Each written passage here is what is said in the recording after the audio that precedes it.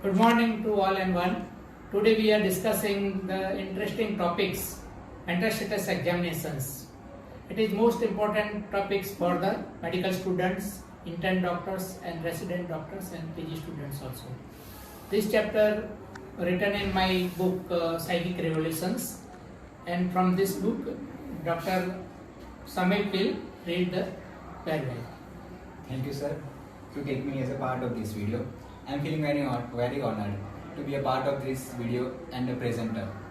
As we all know how great and kind personality does Dr. Manu Parmar has, and he needs no introduction. He is head of department of Jairus Medical College and Hospital of Psychiatry department.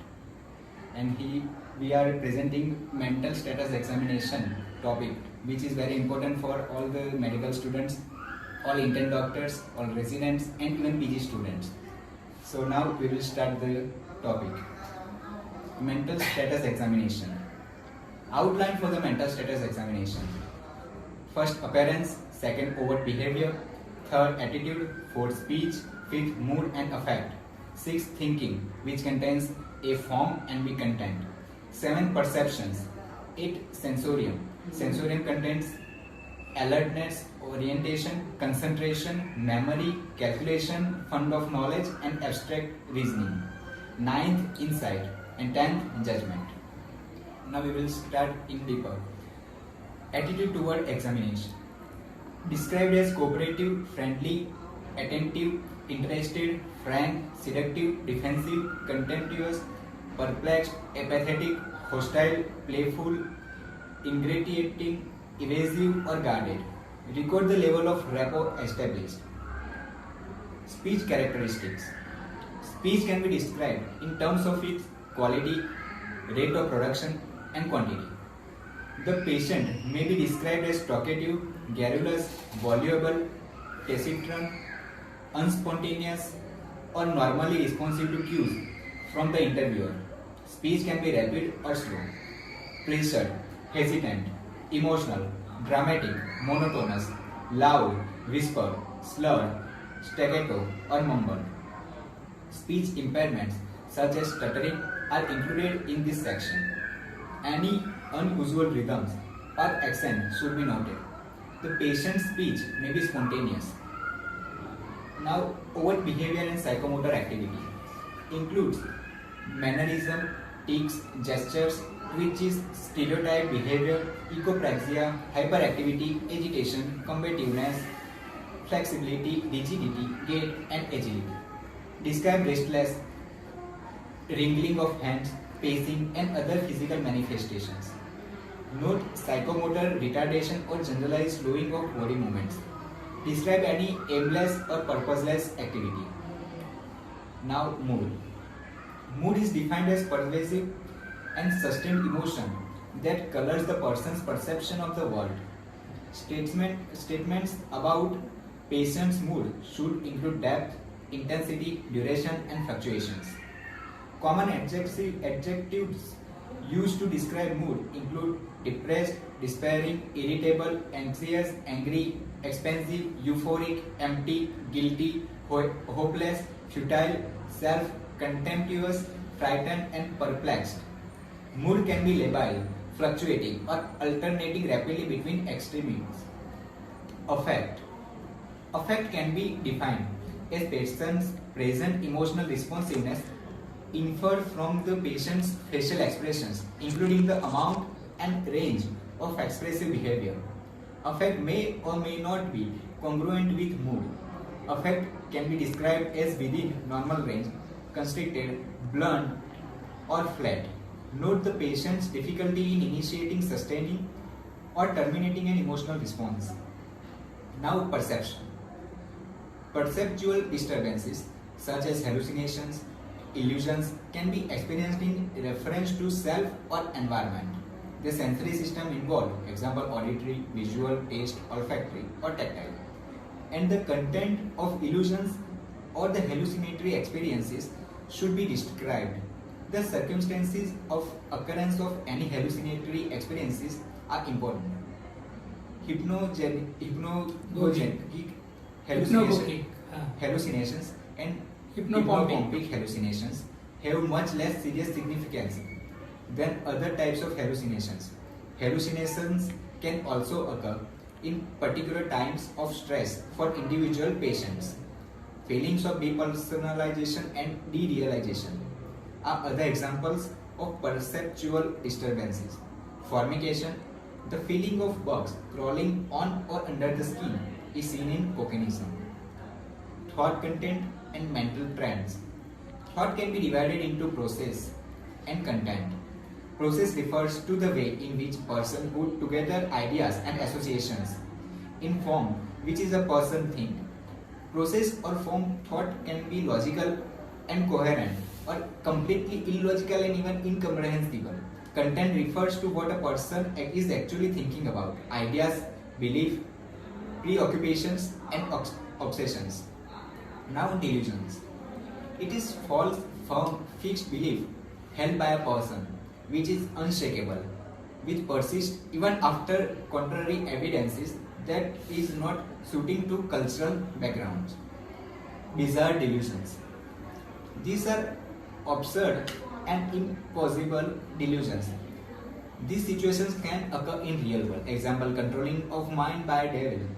Microchips implanted in brain controlling a person. Microwaves from tower controlling the whole village people's activities, etc. Non-bizarre delusions. These are delusions in which situations can also occur in real life. Example, delusions of infidelity, persecution, reference, love, ill health, poverty, guilt, etc. Delusions seen in schizophrenia. Many types of delusions are present, but most common delusions are: first, delusion of persecution. Person feels that he is being harassed or persecuted. Second, delusion of reference. The behavior of other refers to him or events have particular unusual significance. Third, delusion of control. Belief that person's will and thoughts are being controlled by outside agency. Fourth, delusion of infidelity. False belief of unfaithfulness of spouse. Fifth, delusion of love. A person of higher status is in love with oneself. Sixth, hypochondriacal delusion. False belief that having a major life-threatening disorder. Seventh, delusional halitosis. False belief that a parasite infestation is occurring in body. Now, delusions seen in depression. Many types of delusions are present, but most common delusions are: first, delusion of guilt. Exaggerated feeling of guilt for life incidences and person's own deeds. Second, delusion of poverty. Person's false belief that he is very poor. Third, nihilistic delusion. Person is feeling that nothing is existent in the world. World is coming to an end. Fourth, delusion of ill health. Person is falsely believing that he is having illness, even if all examinations and investigations are normal. Fifth, delusions of enormity. Person is feeling that his minor activities are doing disasters in the world. Example, sneezing of a person producing storm in the city. Now, delusions seen in mania. There are many types of delusions, but most common delusions are: delusion of grandiosity, which is exaggerated concept of one's importance, power of identity. Delusion of love and paranoid delusions. Now, we will take a look into thought process. The patient may have either overboundness or poverty of ideas. There may be rapid thinking, which, if carried to extremes, is called a flight of ideas. A patient may exhibit slow or hesitant thinking. Thought can be vague or empty. Do the patient's reply really answer the questions asked, and does the patient have capacity for goal-directed thinking? Are responses relevant or irrelevant? Is there any clear cause and effect relation to patient's explanation? Does the patient have loose associations? Disturbances of thought continuity include statements that are tangential, circumstantial, rambling, evasive, and perseverative. Formal thought disorders. Circumstantiality. Over-inclusion of trivial or irrelevant details that impedes the sense of getting to the point. Clan associations. Thoughts are associated by the sound of words rather than by their meaning. Derailment. A breakdown in both the logical connection between ideas and overall sense of goal-directedness. The words make sentences, but sentences do not make sense. Flight of ideas. A succession of multiple associations so that thoughts seem to move abruptly from idea to idea, often expressed through rapid or pressured speech. Neologism. The invention of new words or phrases or use of conventional words in idiosyncratic ways. Perseveration. Repetition of out of context of words, phrases or ideas. Tangentiality. In response to a question, the patient gives a reply that is appropriate to the general topic without actually answering to question. Thought blocking. A sudden disruption of thought or a break in the flow of ideas. Sensorium and cognition. The sensorium and cognition portion of mental status examination seeks to assess brain function, including intelligence, capacity for abstract thought, and level of insight and judgment. The patient's level of consciousness are full consciousness, clouding, somnolence, stupor, coma, lethargy, or alert. Orientation and memory. Disorders of orientation are traditionally separated according to time, place, and person. Any impairment usually appears in this order. Similarly, as the patient improves, the impairment clears in the reverse order. Memory functions have traditionally been divided into 4 areas. First is remote memory, second recent past memory, third recent memory, and fourth is immediate retention and recall. Now we will take a look into memory tests. First we will take a look into remote memory, which contains childhood data, important events known to have occurred when the patient was younger or free of illness, personal matter and neutral material. Then recent past memory. It consists of past few months. Then recent memory. The past few days, what the patient ate yesterday or the day before, or what he did and what he ate for breakfast, lunch and dinner. Then immediate retention and recall. Digital span measures ability to repeat 6 figures after examiner dictates themselves first forwards then backwards. Usually patient with normal memory may repeat the digits backward. Ability to repeat 3 words immediately and 3 to 5 minutes later. Confabulation is most closely associated with cognitive disorder. Confabulation is unconsciously making a false answer when memory is impaired. Concentration and attention. A patient's concentration can be impaired for many reasons. A cognitive disorder, anxiety, depression, and internal stimuli, such as auditory hallucinations, can all contribute to impaired concentration. Subtracting serial 7 from 100 is a simple task that requires intact concentration and cognitive capacity. Some disturbances of mood and consciousness or a learning deficit is responsible for the difficulty. Attention is assessed by calculations or by asking patient to spell the word backward.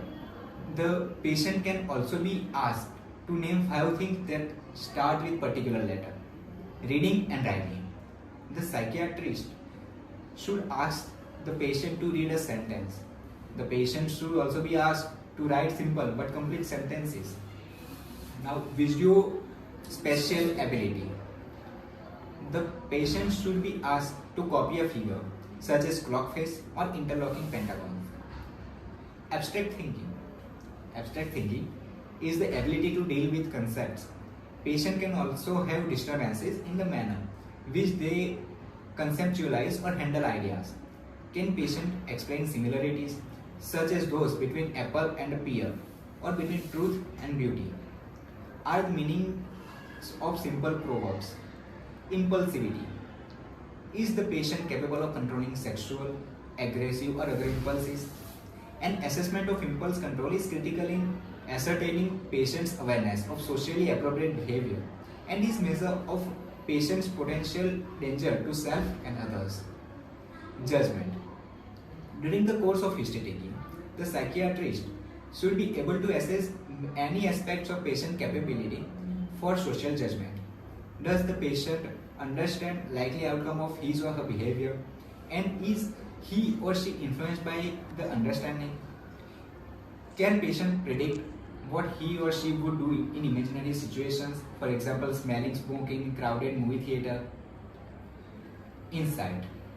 Insight is patient degree of awareness and understanding about being ill. There are 6 levels of insight, which are as follows. Grade 0, complete denial of illness. Grade 1, slight awareness of being sick and needing help, but denying it at the same time. Grade 2, awareness of being sick, but blaming it on others, on external factors or on organic factors. Grade 3, awareness that illness is caused by something unknown to the patient. Grade 4, intellectual insight, admission that the patient is ill and that symptoms or failures in social adjustment are caused by patient's own particular irrational feeling or disturbances without applying his knowledge to future experiences. Grade 5, true emotional insight, emotional awareness of motives and feelings within the patient and important person in his life or her life, which can lead to basic changes in behavior. Now, reliability. The mental status part of report concludes with the psychiatrist's impression of the patient's reliability and capacity to the report his or her situation accurately. It includes an estimation of psychiatrist's impression of the patient's truthfulness or veracity. Thank you. Thank you, Dr. Samir. Nicely.